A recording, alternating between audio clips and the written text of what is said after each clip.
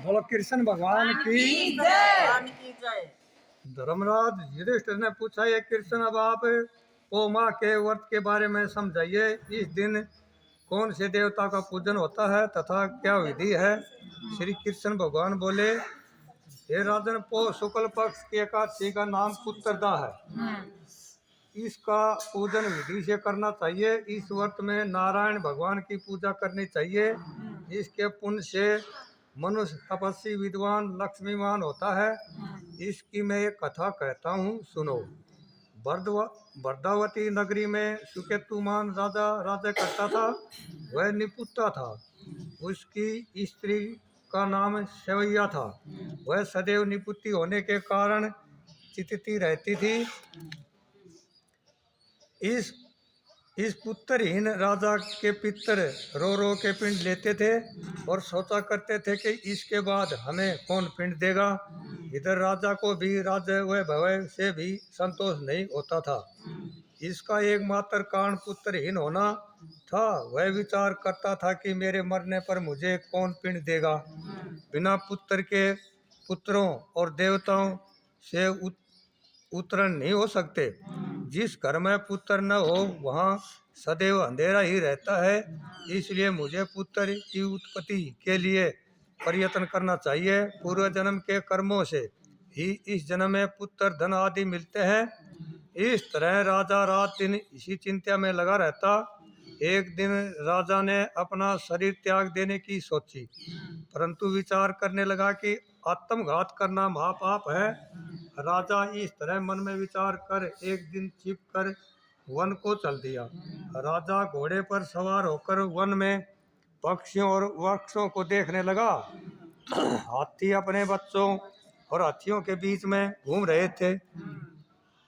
राजा सोच विचार में लग गया। राजा प्यास के कारण अत्यंत बेचैन होने लगा और पानी की तलाश में आगे बढ़ा। कुछ ही आगे जाने पर उसे एक सरोवर मिला। उस सरोवर के चारों तरफ मुनियों के आश्रम बने थे। उस समय राजा के दाहिने अंग फड़कने लगे। राजा मन में प्रसन्न होकर सरोवर के किनारे बैठे हुए मुनियों को देखकर घोड़े से उतरा और दंडवत करके सन्मुख बैठ गया। राजा को देखकर मुनीश्वर बोले, हे राजन, हम तुमसे अत्यंत प्रसन्न हैं। तुम इस जगह कैसे आए हो, सो कहो। इस पर राजा ने उनसे पूछा, हे मुनीश्वरों, आप कौन हैं और किस लिए यहाँ हैं, सो कहो। मुनि बोले, हे राजन, आज पुत्र की इच्छा करने वाले को संतान देने वाली पुत्रदा एकादशी है। हम लोग विश्वदेव हैं और इस सरोवर पर स्नान करने आए हैं। इस पर राजा बोला, हे मुनीश्वर, मेरे भी कोई पुत्र नहीं है। यदि आप मुझ पर प्रसन्न हो तो एक पुत्र का वरदान दीजिए।